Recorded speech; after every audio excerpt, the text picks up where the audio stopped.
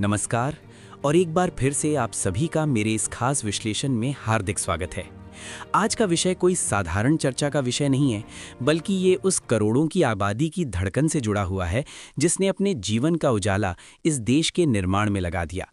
हम बात कर रहे हैं उन 7 लाख से भी अधिक वरिष्ठ नागरिकों की जिनकी आंखों में आज भी एक सपना है, एक आस है, एक सम्मानजनक जीवन जीने की ललक।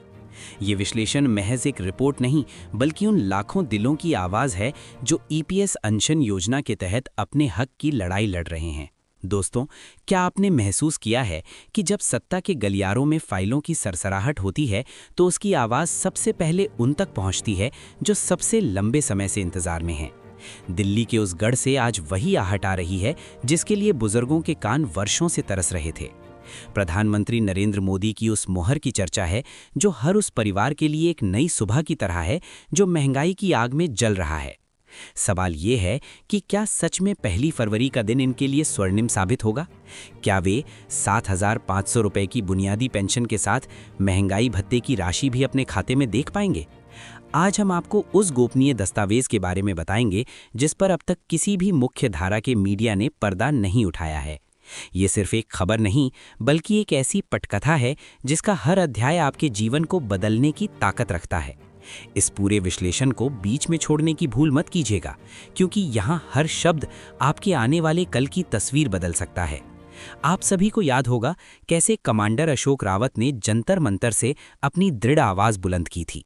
उन्होंने कोई राजनीतिक दांव नहीं खेला, बल्कि सीधे और स्पष्ट शब्दों में कहा था, अब बहुत हुआ, अब और इंतजार नहीं। और अब हमारे विश्वसनीय स्रोतों से मिल रहे संकेत बताते हैं कि इस बार सरकार ने गंभीरता दिखाई है। कयास लगाए जा रहे हैं कि 1 फरवरी को जब वित्त मंत्री निर्मला सीतारमण अपना बजट भाषण पेश करेंगी या शायद खुद प्रधानमंत्री जी मंच से इस ऐतिहासिक फैसले का ऐलान करें तो ये सुनहरे अक्षरों में लिखा जाएगा। लेकिन यहाँ सबसे बड़ा सवाल ये है कि क्या ये लाभ हर पेंशन भोगी तक पहुँचेगा या फिर इसमें भी कोई पेचीदा शर्तें छिपी हैं? क्या पात्रता की नई परिभाषा गढ़ी जाएगी? आइए हम आपको इस पूरे मामले की गहराई में ले चलते हैं। हमारे अंदरूनी सूत्र बताते हैं कि 1 फरवरी से लागू होने वाले नए प्रावधानों के तहत पूरी पेंशन व्यवस्था को एक नए सांचे में ढाला जा सकता है। पहली श्रेणी में वे बुजुर्ग होंगे जिनकी आज केवल 1,000 रुपये महीना पेंशन है। उनके लिए 7,500 रुपये की नई पेंशन किसी वरदान से कम नहीं होगी। ये उनके जीवन में एक नई रोशनी भर देगी।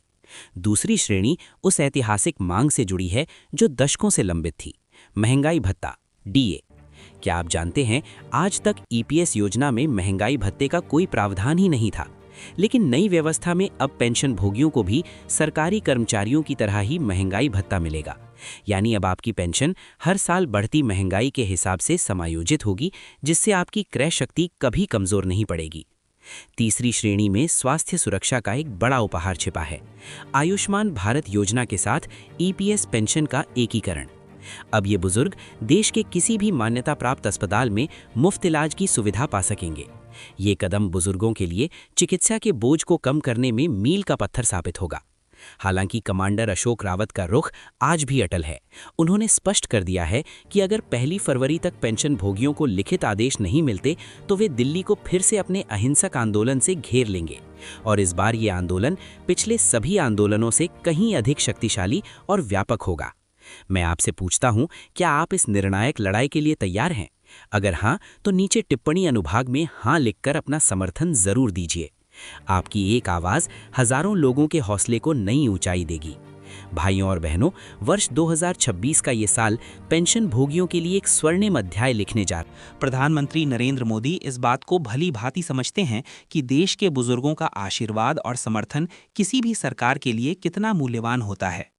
दिल्ली के राजनीतिक गलियारों में ये चर्चा जोरों पर है कि प्रधानमंत्री कार्यालय में श्रम मंत्रालय को सख्त निर्देश जारी किए हैं कि पेंशन भोगियों से जुड़ी सभी फाइलों को 1 फरवरी से पहले ही अंतिम रूप दे दिया जाए। लेकिन एक आशंका हमेशा बनी रहती है कि कहीं सरकार सिर्फ मौखिक आश्वासनों तक ही सीमित न रह जाए। इसी शंका का समाधान अशोक रावत जी ने पहले ही कर दिया है। उनका कहना है, हमें झूठे वादे नहीं चाहिए, हमें अपने बैंक खातों में असली पैसा चाहिए। उन्होंने सरकार को साफ संदेश दिया है कि अगर वो अपने वादों से पलटी तो उनकी सेना पूरी तरह सजग है। उनका संकल्प अटल है। ₹7500 पेंशन, मुफ्त इलाज और महंगाई भत्ता, ये तीनों मांगें लागू होकर ही रहेंगी, चाहे इसके लिए कुछ भी करना पड़े। कमांडर अशोक रावत सिर्फ सड़कों पर आंदोलन नहीं कर रहे हैं, बल्कि उनके पास एक सुविचारित और स्तरीय रणनीति है।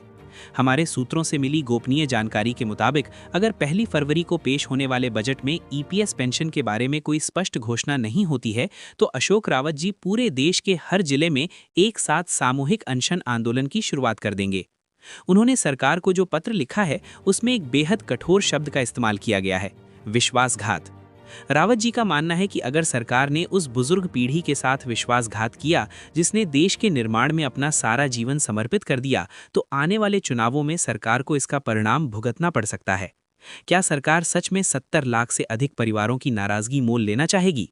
यही वो सवाल है जिसने सरकार को गंभीरता से सोचने पर मजबूर कर दिया है। अब हम उस चर्चित फाइल की बात करते हैं जो सोशल मीडिया पर तेजी से वायरल हो रही है। बताया जा रहा है कि ईपीएफओ मुख्यालय में एक उच्च स्तरीय बैठक हुई जिसमें 7500 मासिक पेंशन के साथ महंगाई भत्ता देने के वित्तीय दबाव का आकलन किया गया। अंदरूनी सूत्र बताते हैं कि शुरू में वित्त मंत्रालय ने इस प्रस्ताव पर कुछ आपत्तियां जताई थीं, लेकिन प्रधानमंत्री के सीधे हस्तक्षेप के बाद अब स्थिति पूरी तरह बदल गई है। ऐसा लगता है कि सरकार 1 फरवरी को एक ऐसा करिश्मा पेश करना चाहती है जिससे न सिर्फ पेंशन भोगी खुश हों, बल्कि विपक्ष के पास भी कोई मुद्दा न बचे। लेकिन मेरे भाइयों और बहनों, जब तक ये फैसला आधिकारिक राजपत्र में अधिसूचित नहीं हो जाता, हमें अपनी सतर्कता बनाए रखनी होगी। क्या हम 1 फरवरी का इंतजार करने के लिए तैयार हैं? बिल्कुल हाँ। आज सुबह ही एक वरिष्ठ पेंशन भोगी का फोन आया। उनकी आवाज़ भारी थी, वे बहुत भावुक थे। उन्होंने कहा, बेटा, 10,700 रुपये की पेंशन में मैं अपनी पत्नी की कैंसर की दवाइयाँ खरीदूं या फिर घर के लिए राशन? दोस्तों, ये सुनकर मेरा मन भर आया। यही वो पीड़ा है, यही वो वेदना है जिसे कमांडर अशोक रावत दिल्ली की सड़कों पर उठा रहे हैं।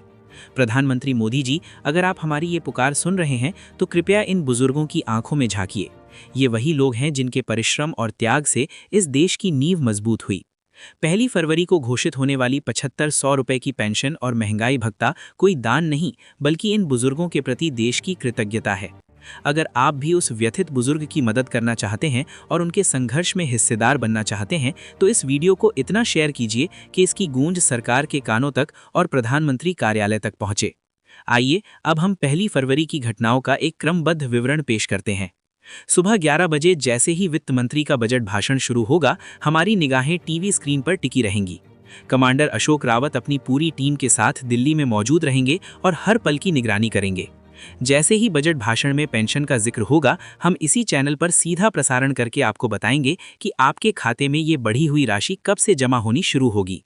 एक और बेहद अहम जानकारी ये है कि इस नई पेंशन व्यवस्था को पूर्व प्रभाव से भी लागू किया जा सकता है, यानी आपको सिर्फ भविष्य की बढ़ी हुई पेंशन ही नहीं, बल्कि पिछले कुछ सालों का बकाया अरियर्स भी मिल सकता है।